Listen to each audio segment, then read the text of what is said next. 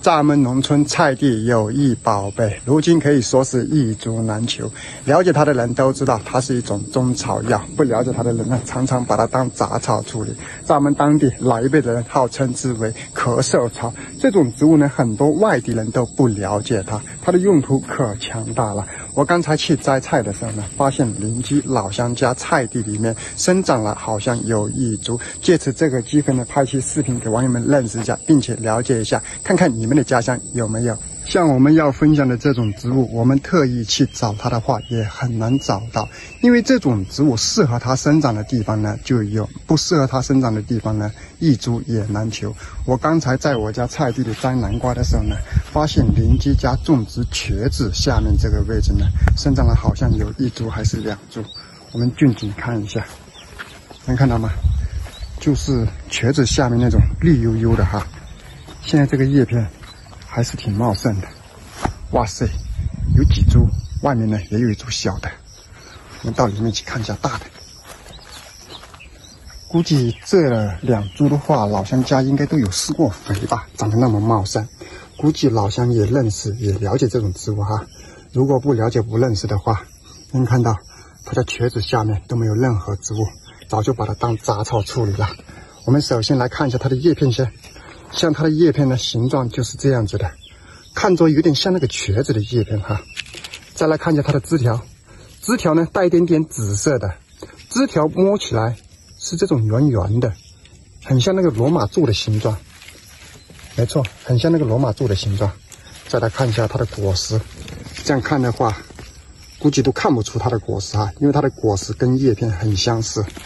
整株拿起来看就看得很清楚。这样看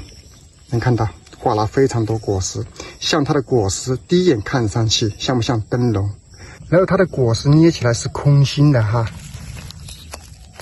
看到没有，空心的，里面呢有一个圆圆的种子。我找一个成熟的给大家看一下，这边有一个成熟一点的，哦，这个没有果实，就摘这个吧。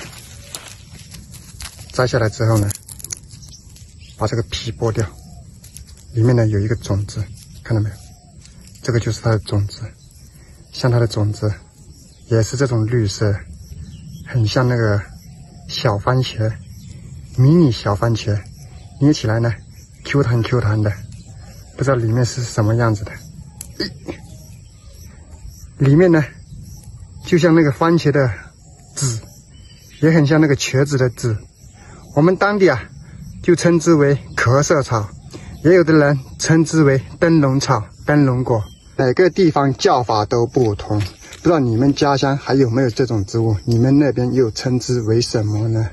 了解这种植物的人都知道它是一种中草药，一开始也跟网友们说过，很多外地人都不了解它，用途特别的强大。这种植物呢在本草纲目里面都有记载，因为我个人没有这个资质，在这里呢就不跟大家废话那么多了。如果你们想了解的话，可以网上科普一下，我们当地呢就称之为咳嗽草，其实它的学名呢也叫做灯笼草。果实全部加起来少说都有50-60个，你们刚才有没有看清楚？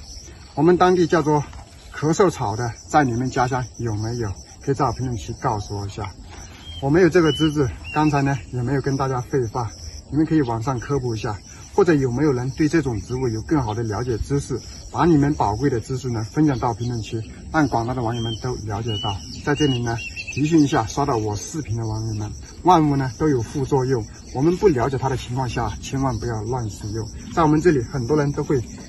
整颗拔倒来，拿回家里去晒干进行备用，具体做什么呢，我也不是很清楚啊。好，今天的视频我们就分享到这里，拜拜了。